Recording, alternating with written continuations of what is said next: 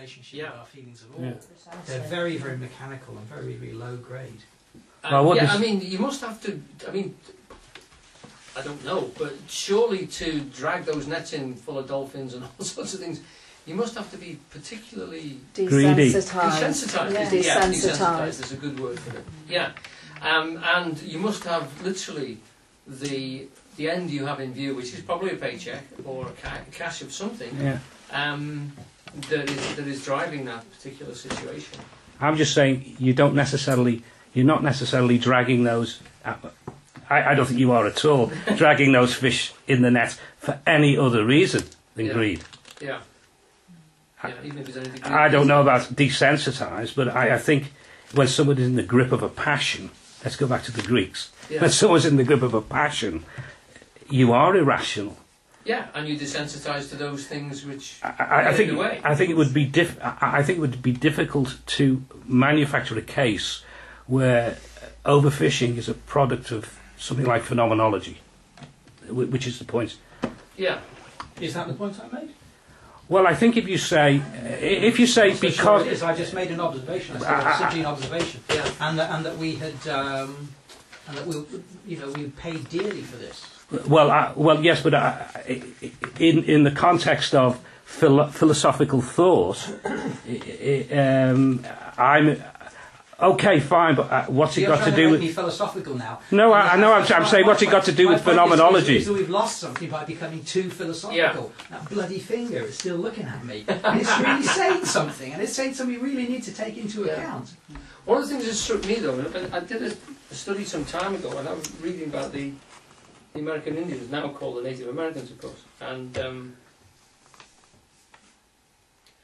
one of the things they used to do was stampede buffalo over a cliff, which would kill in the region of 5,000 or 6,000, of which only a couple of hundred of them they could kill and store because, of course, they didn't have any fridges.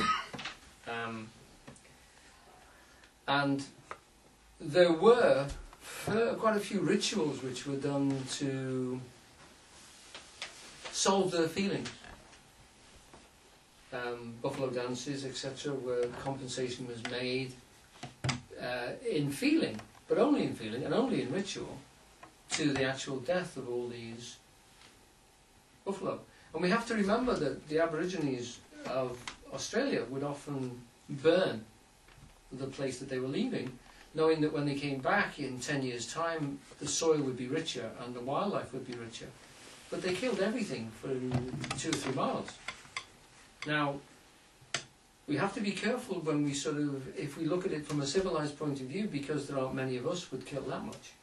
And it is, when we say that they were more feeling sensitive, perhaps, we have to remember that they did some horrendous things. They used to eat people. And one of the big things which you read about the yogis, often it was the yogi who actually had the choice of the human sacrifice as to which part he ate. I can imagine which part he chose. You know? This is interesting to remind ourselves of this, that a lot of the rituals which are talked about in aspects of Tantra Yoga were considered by the British when they went there to be obscenely, realistically depicted. In other words, they used human sacrifice. They didn't just talk about it or act it out and people get up and went home. They ate them. And we have to think clearly about the fact that these people were not as, shall we say, as sensitive sometimes as the way we put them. But it would be for the same reasons as you've just been talking about. It would be literally one area of life would be blinding you to every other one, and sensitive feeling would surely have released individuals from that. I'm of the opinion that we're not waiting for the world to get better, because whether it does or not is up to the world. What we have to do is make ourselves better, and that is what our job is here. It's not, yes, it would be nice to be kind to everybody, and if everybody was kind to everybody, I'm sure most people would reciprocate. But until it happens, we're probably going to live and die, and many other people will live and die after us. It's not going to happen that quickly. What we can do is change ourselves, and if we change ourselves by being sensitive, that's the most important thing.